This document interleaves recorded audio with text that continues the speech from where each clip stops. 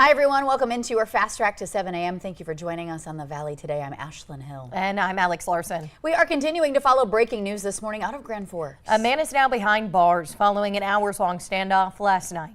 Grand Forks police say 32-year-old Colin Posey was taken into custody late last night. Officials say Posey has ties to the Spirit Lake Reservation and was wanted by the FBI on a federal warrant for his alleged involvement in a criminal conspiracy to distribute large amounts of fentanyl-laced pills and meth between Minneapolis and the Spirit Lake Reservation. Grand Forks police say this hours-long standoff started when Posey was spotted in the 1900 block of 12th Avenue North around 4:30 p.m.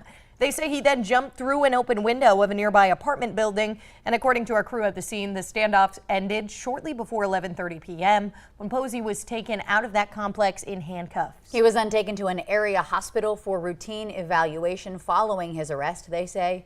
After his arrest, Grand Forks police then commended their officers for all of that work, taking him into custody.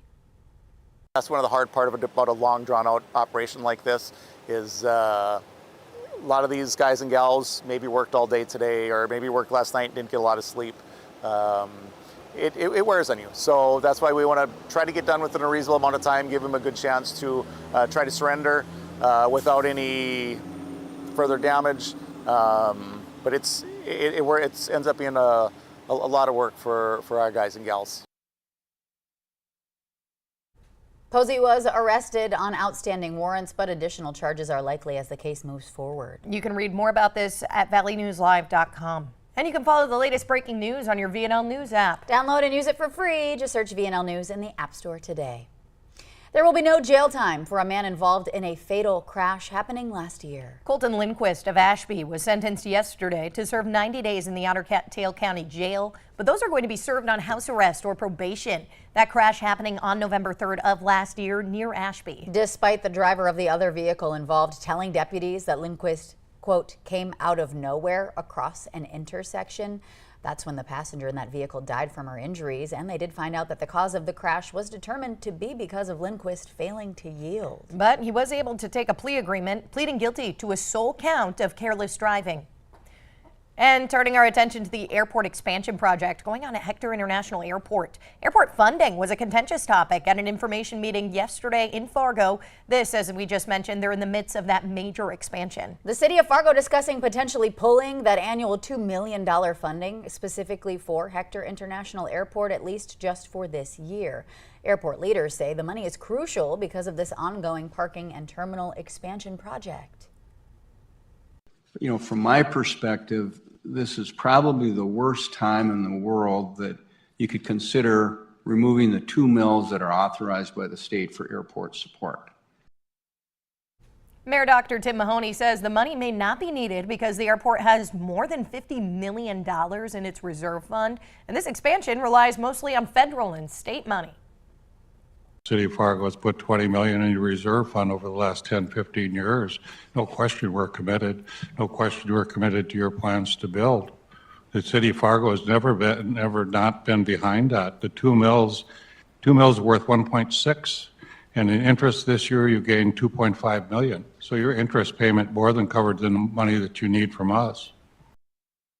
Now, no decisions were made. Mayor Mahoney is expected, though, to present his preliminary budget to the city later on this week. We'll continue to follow this story. 6:52 on our Tuesday. We're sending things right on over to meteorologist Lisa Green for a look at our weather forecast. A lot going on this morning. Hi, Lisa. Good morning. Yes, it's been a busy start. We have had severe weather rumble through the valley overnight. Some quarter-size hail in places like Detroit Lakes reported. That's starting to wind down, and now we're dealing with throughout the valley. Jamestown on that foggy side as well at 66, 67 in Fargo with light wind, and reports coming in with visibility down to less than a mile in places. Roseau at a quarter mile, Hallock a half mile, Cooperstown right at 0, and at the airport in Devils Lake we're at a quarter mile visibility right now. Other places that are lower too in the northern valley. In the south, Jamestown is at 0. So is Valley City. Well, Valley City rather is at 1 mile here. So some lower visibility there over toward Wadena as well. So So some areas where we have some fog, especially in eastern North Dakota. That's also where our air quality is a little bit lower. Some places more in that orange, unhealthy for sensitive groups category in some of those spots. Now, here's a look at our radar. The storms from last night continuing to drop southward, more into central Minnesota. Still impacting a few areas. We've got some showers in the southern part of Otter Tail County here, back over into eastern parts of Douglas County, but overall this is moving out of the region now. So looking at our planner for today, expect temperatures to be on the rise. We'll get back into some 70s to some low 80s. It's going to be a bit hazy and smoky at times, especially in eastern North Dakota, where I expect the concentration of smoke to be a little bit higher. A high of 81 again in Fargo, wind on the light side, and some more mostly cloudy, kind of hazy conditions. Now tomorrow, I should mention as well that potential for more of those isolated afternoon pop-up showers and thunder showers, mainly on the Minnesota side. Now tomorrow we get a break from that, but here comes the heat. Looking at temperatures building into the upper 80s to some low 90s by Thursday and Friday, and we keep that rolling into the weekend and next week as well. So ending July on a very warm note. We'll also be watching for some rain and thunder this weekend too. So if you have some plans yet again this weekend, want to make sure we're staying weather aware, keeping an eye on the radar and the VNL weather app, and just taking those precautions for the heat, making sure you take breaks from being out in the sun, and hydration, really important when we start to get into those 90s. So more on all of that to come, but today still focused on some of that fog for the morning drive. Might be some standing water out there too. We got heavy amounts of rain over a short period of time in Fargo. I drove through some ponding, and I'm sure there's some of that still hanging around. Yeah, definitely. We woke up to storms. There's just a lot happening. Yes, today's a busy weather day, and we may see a few more this afternoon. Okay? Oh, wow. Here it comes. Thank you, Lisa. Well, it's still summertime, but a new study finds that most Americans say they feel vacation deprived. But in many cases, they only have themselves to blame. Jared Hill explains why. Lauren Alyssa Bowerbanks has a job that gives her 2 weeks of vacation every year, but she doesn't take all of it. Because I usually plan to use it, but then I end up not using it. Joseph Medina is in the same boat. It's kind of hard to use it all. Expedia's annual vacation deprivation report finds the average American only receives 12 days of vacation every year. That's far less than many other countries, including workers in France, who average 31 days a year. Despite having such little time, only about half of U.S. employees actually use all of it. This is the highest level of vacation deprivation among Americans in more than a decade. Expedia's Melanie Fish says one reason why is people hoard their time off. Thinking, I'm going to take my big dream trip, so I want to make sure I have enough time. And then in the end, they just don't get around to doing it. But many Americans say they don't use all their days because they don't feel that they can. Because I feel like with jobs, it looks bad to call out sometimes. So you feel like you got to go to work every day. We really need to stop treating time off as some sort of guilty pleasure. Fish says people who can't take large chunks of time off should look to the people of Japan.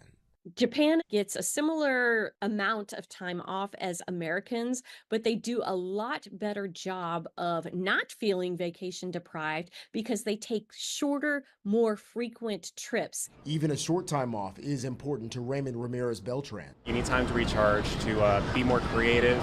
You need to have the time to step back and take a breath. And the study supports that.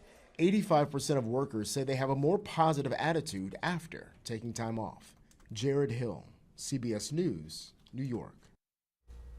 Well, check this out. There's a special flyover last night to kick off Fargo Air Show Week. The Italian Air Force acrobatic team flew in for their 2024 North American tour. Yeah, and maybe you even heard it. This is the first time in 30 years they've done this. Their commander says it feels amazing to bring the Italian roots to North America. It's really a dream to conduct this tour in North America.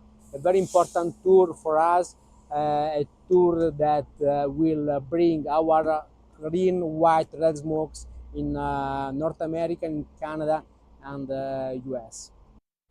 They put the Italian flag into the sky. Gates for the Fargo Air Show open at 9 a.m. on Saturday, and you can enter through the main gate. That entrance is off of 19th Street near the Fargo Air Museum.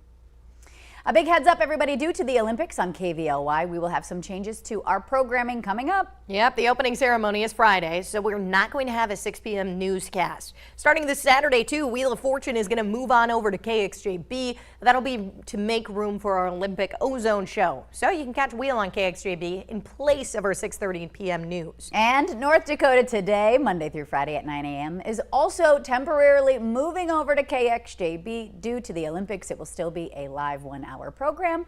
Just change the channel over to KX. Sanford Children's Hospital has received the Fargo region's first ever facility dog. This is Fox, a 1-year-old golden retriever. And unlike other therapy animals, Fox is going to be able to be in a patient's room during medical procedures. This is to comfort children and families. This facility dog was made possible through a $200,000 gift from Nutrisource Pet Foods. McDonald's reportedly extending its $5 meal deal into the month of August at some participating U.S. restaurants. That deal was originally slated to last 4 weeks after its late June launch, though some locations want to see it continue. Ba-da-ba-ba-ba. Craving fries right now at 7 a.m. Thank you all so much for joining us here on The Valley today. It's so wonderful to have you. I'm Ashlyn Hill. I'm Alex Larson. See you tomorrow.